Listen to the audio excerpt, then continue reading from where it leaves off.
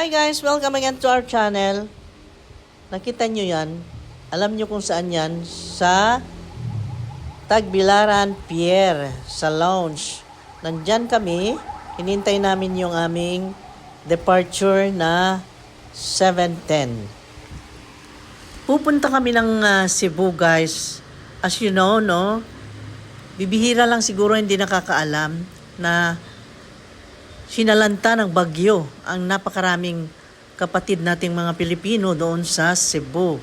Mga Cebuanos at yung mga nakatira sa mga malapit sa dagat, malapit sa ilog, malapit sa creek, yun ang mga nabaha. At grabe guys, ang daming mga bahay na nalunod dahil bigla na umapaw ang tubig at talagang umakyat hanggang sa second floor ng mga bahay-bahay nila doon. Kaya kami naman ay nakapag-isip na tumulong kahit sa papaanong paraan sa makakaya namin. Ayan guys, papunta tayo sa Cebu. As you see, tinawag na kami para sumakay sa Ocean Jet. Ayan. At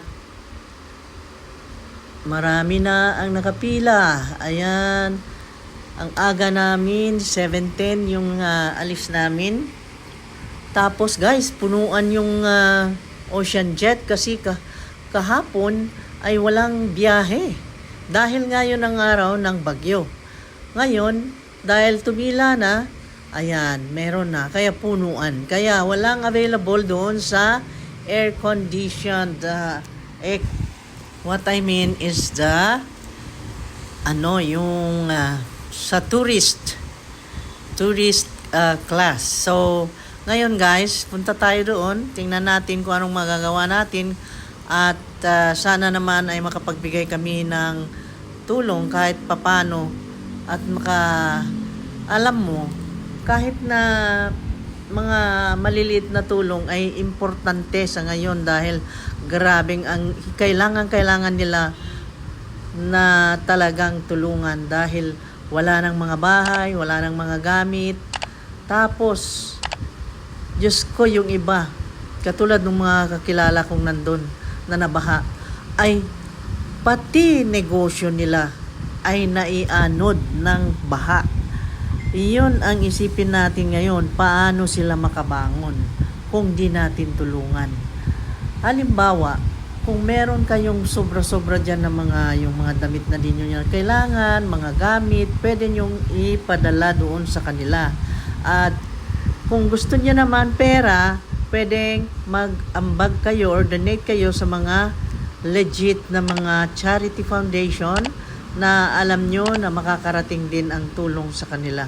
At doon sa mga kakilala nyo, kung may kakilala kayong taga doon sa kanila na pwede mong pagpadalhan.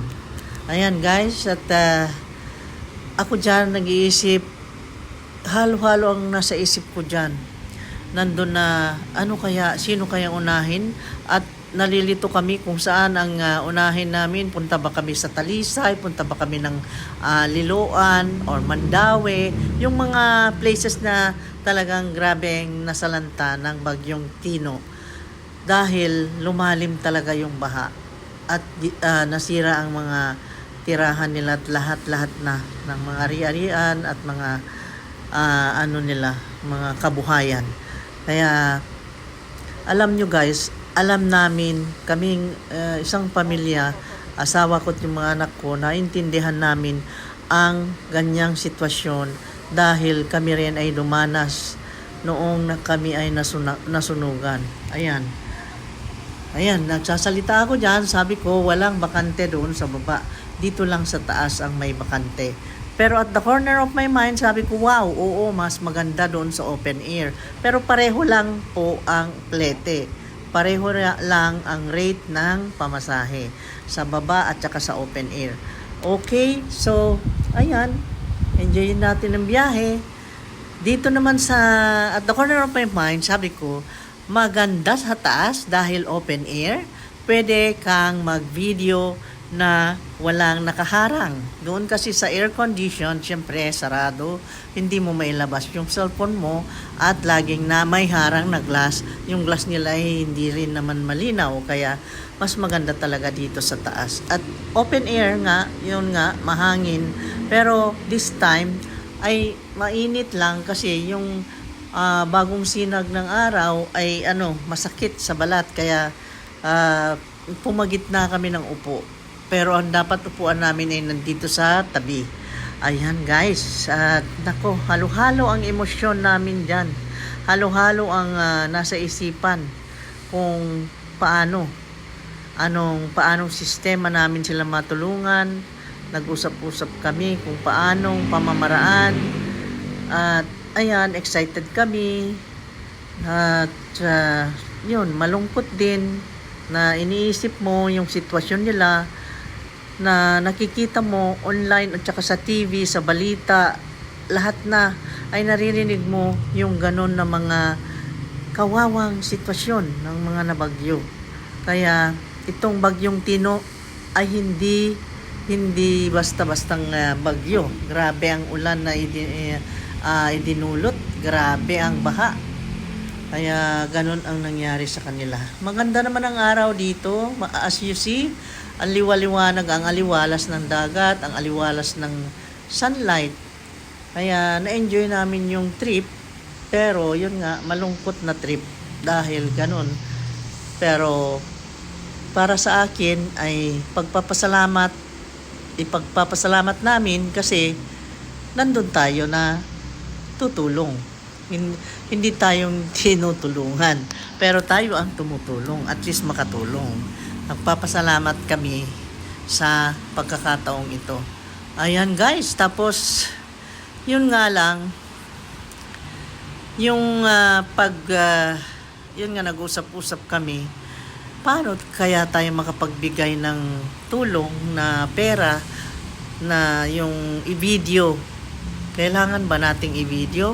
Kasi meron kaming napanood na how many times kaming nakakita ng mga nagbibigay ng perang vloggers na pinapagalitan, ibinabato yung pera at sinasabing kung magbigay kayo, huwag niyong i-video. Kung talagang tutulong, di na kailangang may camera pa. Sabi ganon. Nagagalit sila guys, yung iba, kaya kami nag-usap-usap kaming tatlo, sabi ko huwag na lang nating i-video, importante makabigay na lang. Kaya ganon ang ginawa namin. So ang may importante ay pumunta ka, pinakita mong nakibahagi ka, nakiramay ka sa kanila. Yun ang importante. At prayers na lang. Kasi Diyos ko day, ang hirap talaga ng ganyan na mabiktima ka ng mga kalamidad na biglaan na ganyan na insidente. Naranasan namin nung nasunugan kami ng bahay, nawalan kami ng lahat-lahat ng ari-arian.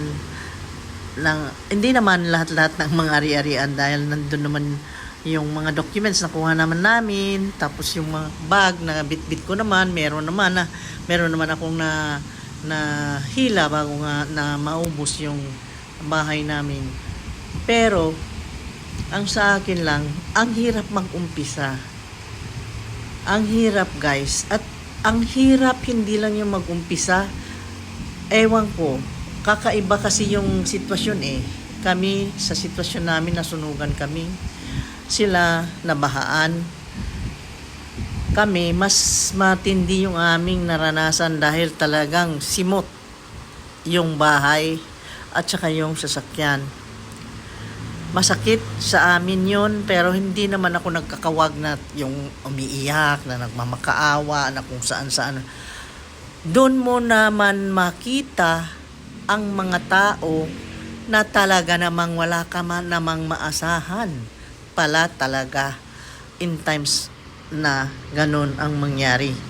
Lalo pat ang pamahiin dito sa Pilipinas pala, kapag ka nasunugan ka ay dapat wag mo silang lapitan, dahil kung malapitan mo sila ay ang pamahiin, sila daw ay maisunod na magkaroon ng sunog.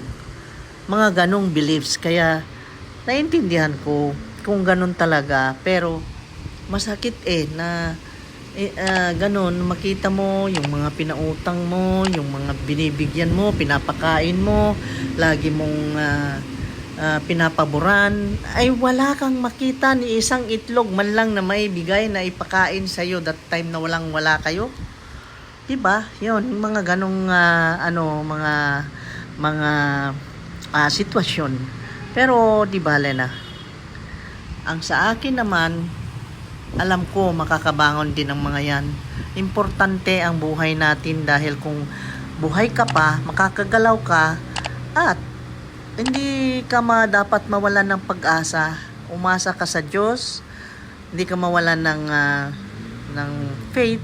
Dapat lagi mo siyang tawagin at gagabayan ka. Yan talaga ang ginawa ko at talagang nangyari, ginabayan kami. At yung mga nawala sa amin ay nag-triple pa, nag-4 times pa, nag-5 times pa ang dumating na kabayaran or ang pagbalik ng mga nawala sa amin. Ayun guys, kaya ang buhay ay matalinghaga. Huwag lang tayong mawalan ng pag-asa dahil ang Diyos ay nandyan. Kontrolado niya ang lahat. Ayan, tumatakbo ng malapit-lapit na kami doon sa Cebu. Makita mo ng isla. Pero alam nyo, pagkalapit-lapit namin ganyan, ay makita mo sa tubig, dagat, ay marami ng mga debris or yung mga kalat na galing doon sa baha. Makita mo dyan mamaya.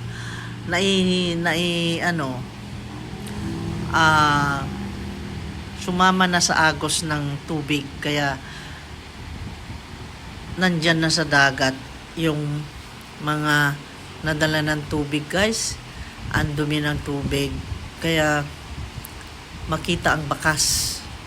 Ayan, makita mo yung dalawang building na yun na yung New Star.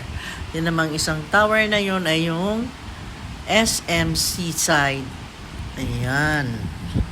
Ang ganda ng Cebu. Mahal na mahal namin ang Cebu. Dahil every time na kailangan namin yung lalo na yung mga pagkain na wala dito sa Bohol, wala kaming ibang matakbuhan kundi Cebu.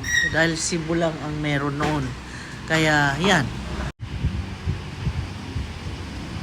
Ayan, sana naman maintindihan nyo kung di na na-video yung pagbigay namin na aming nakayanan na tulong sa ating mga kapatid doon. Sana maunawaan nyo dahil ika nga, huwag mong videohan daw. Ayun ang sabi nila kung ikaw ay magbigay. Dahil kung hindi mo, dahil yun daw ay heartily. Ang ganda ng view, Ganda ng view ng sea waters with the boat, with the buildings, then the mountain, the island. Ang ganda ng Cebu, talaga. We love Cebu. Ayan, then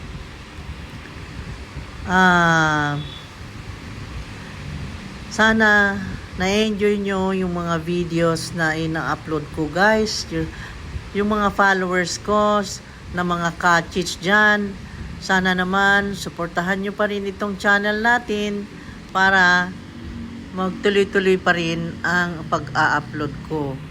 At sana ay mag-like naman kayo or mag-comment, then paki-share din ng mga videos para mapanood din ng iba, at invite nyo rin na mag-subscribe.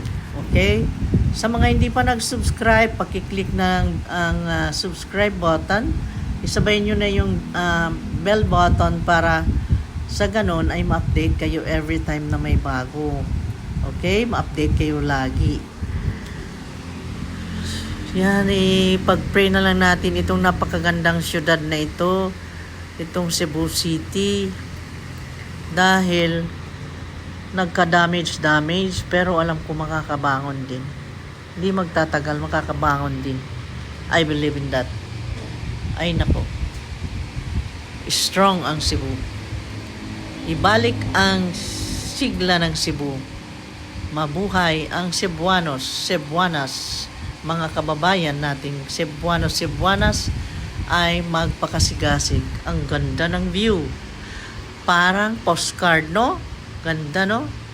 You see that? Wow. How I love it. Sana naman na-enjoy nyo. Sana pinanood ng mga ka-kids ko. Sana. Puro sana, no? Puro sana. And then, magkita-kita tayo sa live streaming natin na gagawin ko maybe on Sunday. Kasi hindi ko nagawa this last few days dahil di ba sabi ko, promise ko ay dadalasan ko na. Paano mo madalasan ang pag-live kung lagi naman ang bagyo, no? So, maybe, I just hope and pray na matuloy sa Sunday. Okay? Ang ganda ng view. Ito yung video na tahimik lang dahil nag-voice over ako dahil maingay, guys. Maingay yung motor ng ng ferry. And then maingay din yung sinakyan na ganyan, di ba? Maingay ang paligid, na. So, ayan, sumakay na lang kami ng bus. Alam nyo kasi doon sa sakayan ng taxi, doon sa pier, ang hirap sumakay, grabe. At merong mga nangungutong na ayaw magpasakay kung malapit ka lang. Eh sabi ng anak ko, punta raw muna kami ng SM City dahil, alam nyo naman, nauhaw daw. Nauhaw na, nagugutom na naman. Kumain na kami McDo. Kaya, pumunta muna kami dyan. Sabi ko, sige, bago tayo pumunta doon sa pupuntahan natin para, tuloy-tuloy na ang lakad. Daan muna tayo. Sa food court na lang tayo para makapili kayo ng gusto nyo, sabi ko. Dahil dyan kami lagi. May mga suki kasi kami dyan. Ayan, ang SM City. Ito, ang the oldest SM mall ng Cebu. SM City. Ito ang una na build na mall na SM. Ayan. So, naglakad-lakad kami dyan, tingin-tingin, right and left, kung anong mga display, anong nagbago. Ganon. Naku guys, nakakaawa ang mga tao dyan. Bago kami pumasok dyan guys, dahil napaaga kami dyan, alas 9 pa lang nandyan na kami sa harapan ng SM, na in-interview ko yung mga nandun sa mga kiosk na mga sales ladies. Sila, may mga iba doon na mga biktima rin. Nakaambag din ako sa kanila ng konti. Meron doon na talagang nilipad daw ang bahay, nasa bundok ang bahay nila. Ganun nga ang nangyari. Gustong-gusto niyang umuwi, kaya lang wala pa siyang sweldo, wala siyang pera. Napilitan akong dumukot dahil sabi niya yung mga anak niya gusto niyang makita. Wala naman siyang plete. Ewan ko, sabi ng asawa ko, baka niloloko ka, sabi niya sa akin. Sabi ko naman, hindi naman ako ang nagkasala. Basta't ako naawa ko dahil sabi niya, hindi raw siya makauwi dahil walang pera. Kaya binigyan ko na lang ng plete. Ayun, at yung back and forth niya at pangkain niya. So, yun ang nangyari guys. At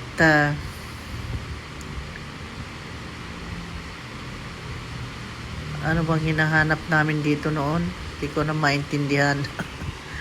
Hindi ko na malaman. Ano yun? Yun yatang bibili kasi ako ng dito. Sabi ko, dito lang ako bibili ng AirPods. Kaya naghanap kami ng bilihan ng AirPods kasi meron ako pero nasira. Kaya naghanap-hanap muna kami. Then isa pa, yung rubber shoes ni Marco. Gusto rin ni Marco ng rubber shoes na bago kasi yun nga, gusto niya yung pang-running kasi sira na raw yung kanyang pang-running. So naghanap din kami, sinamantala na namin habang nandyan kami. Yun, kaya paikot-ikot kami dyan. Ganon ang kwento ng aming trip to Cebu. Na pagkatapos ni Typhoon Tino. Yun, nandito tayo sa food court na. Yan, iniisip namin saan kami kakain at nabigla kami dahil nagbago na naman ang food court. Lumiit, pati itong aming suki na si Marina, lumiit din at medyo kumonti na ang pagpipilian sa mga pagkain nila. Kaya nag-wonder na lang kami. Pumunta na lang kami doon sa loob, sa iba pang mga tindahan doon ng pagkain. Kaya ang sasarap ng pagkain nila dito sa food court. Ito yan, mga seafood na yan. Alam mo, weakness namin yan pag pumunta kami ng Cebu. Kasi karamihan ng kinakain namin dito sa bahay ay kadalasan ay karne. Dahil carnivorous nga itong mga sakop namin dito. Pero minsan nagsi-seafood din naman. At least twice a week ganon seafood ang kinakain dito. Pero dito sa Cebu kasi kakaiba Ang dami Ang daming klase-klase na iba't ibang mga makikita mong mapapagpilian. Kaya enjoy ka. So, ayan. Pasyal-pasyal. Yun na naman. Sinasamantalang mag-ikot-ikot sa Cebu pagka nandun. Siyempre, chance na mag-ikot-ikot at magtingin-tingin. Ayun. Mga nagutom na rin itong mga to. Pipili-pili na rin ang pagkain. Kaya makikipili na rin kami.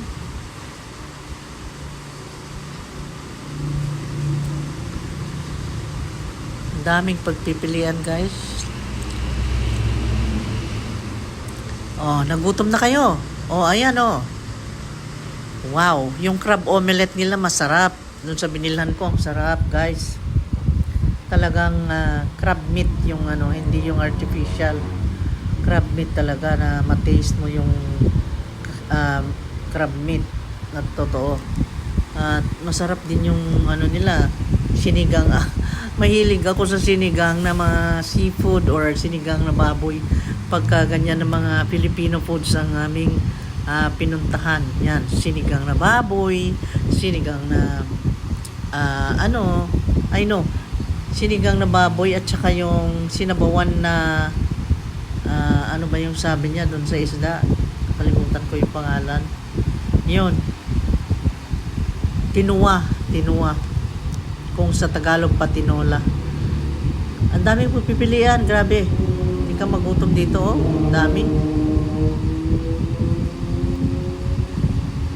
Ayun.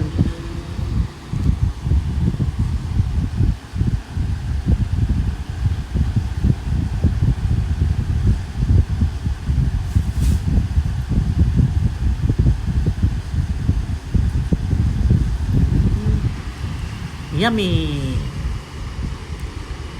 Mahilig talaga kami sa pagkain, guys, kaming pamilya. Kaya nga ang niche namin ay kundi plans, about cooking, food, yan, mga yan. At saka about life. Yun ang talagang maaasahan yung ma-upload ng mga videos. Kasi yun ang hilig namin, pagkain talaga.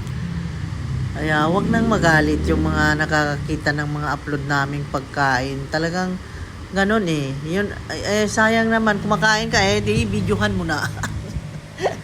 Ganoon. Content din yun. Di ba? Kasi, sino pa ba ang hindi vlogger? Vlogger naman na lahat yata. Di ba? So, ayan guys. Para ako nagkikipagkwento sa inyo habang pinapanyon nyo ito. Ayan. Mga pagkain again ang nakikita nyo. Pagkasama kami, pagkain. Pagkain ang kadalasan na makita.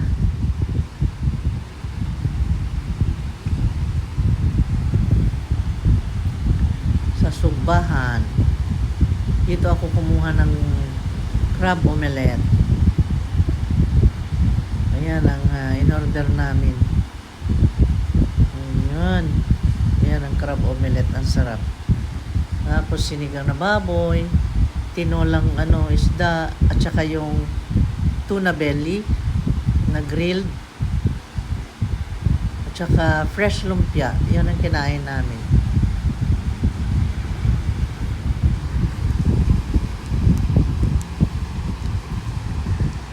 Ayan. Papalabas na tayo niyan. Bibiyahe na kami. Naka-ready na dahil busog na. No more na problem about gutom. Ayos na. Ayan. Ito ang SM City today. Nakikita nyo. Buti dito sa parting ito ng SM ay wala kang makitang baha. Wala. Hindi nagbaha dito. Ayun. Guys. So, sana naman ma-enjoy nyo itong video. Magkita-kita ulit tayo sa next video. At di ko pa may promise kung kailan. At di ko may promise kung di ko masabi kung ano. So, abang-abang lang. Okay? Thank you so much sa mga support ninyo guys. Thank you so much mga kachits, sa mga followers. Thank you so much sa mga nandyan pa rin, mga loyal talaga. Salamat ng marami talaga. Dahil nandyan pa rin kayo. Thank you so much. Sa mga hindi pa naka-subscribe, pindutin na yung subscribe button. Isali na po yung bell button para sa ganun ma-update kayo every time na may. Bye-bye guys! See you!